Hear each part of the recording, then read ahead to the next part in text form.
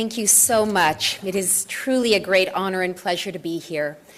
I have to say that there's a particular sense of blessing that seems to rest on this brimming room today, and I'm sure that that's due in part to the wonderful spirit of goodwill, the warm hearts, and the sense of optimism and love of the participants. But Your Holiness, it is undoubtedly a reflection of the blessing that you bring to this capital, and so we are so honored and so grateful to have you here.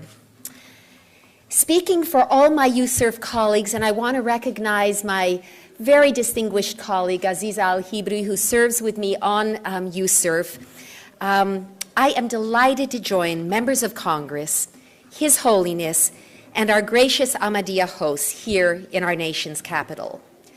Soon you will hear His Holiness speak about his vision of peace and freedom among peoples and nations. This has been the Ahmadiyya message since its founding in 1889, well over a century ago. Indeed, when it comes to freedom of religion, there is unmistakable evidence that without freedom, there can be no peace. Nations which fail to protect the right to religious freedom fail to achieve peace within their own borders. All too often, they experience hatred and strife, violence and instability. In many of these countries, people have almost no idea what it's like to feel safe, secure, and truly free to live out their beliefs in peace as their conscience leads.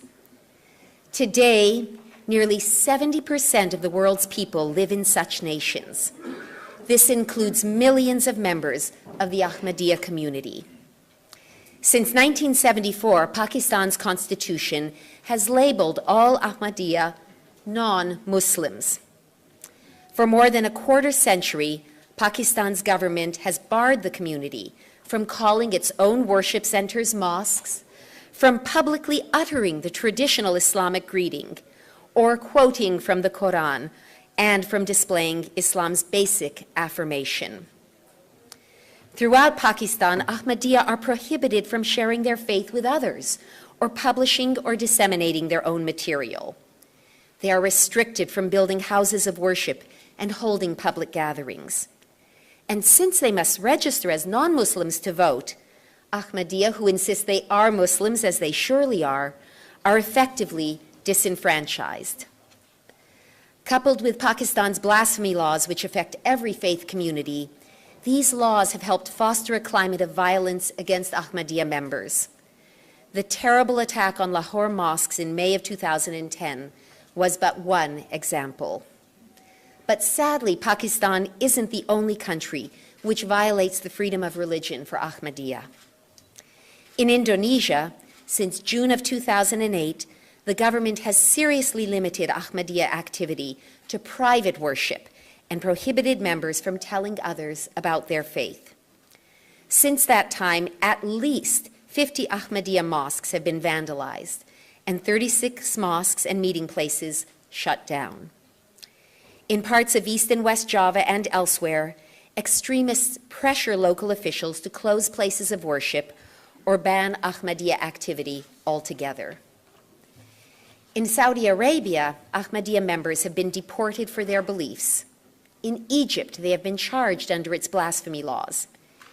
In 2010, I'm proud to say that USERF's intervention helped a number of members leave Egypt for safety abroad. Now let's be clear.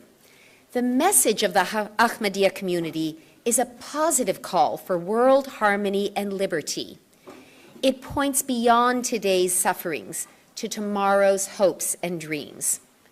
Nonetheless, if we are to stand for these principles, we who believe in peace and freedom dare not be silent. We must take a stand for those who face persecution, wherever and whenever it occurs.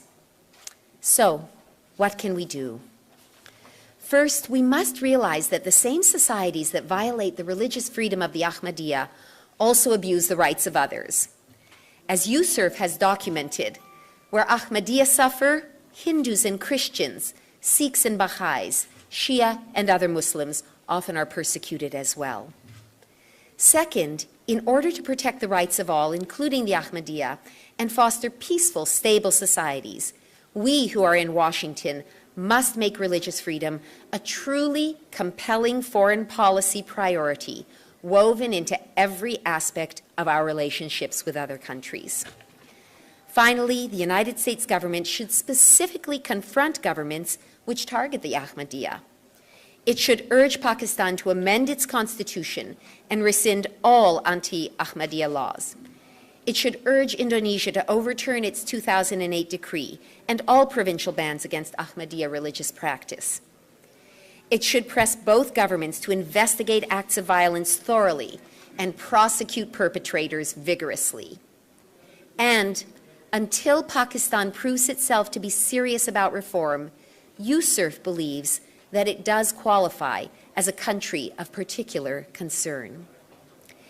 Speaking for the U.S. Commission on International Religious Freedom, let me conclude by saying that we will continue to stand for the right of people everywhere to think as they please, believe or not believe as they wish, peacefully practice their beliefs, and express them publicly without fear or intimidation.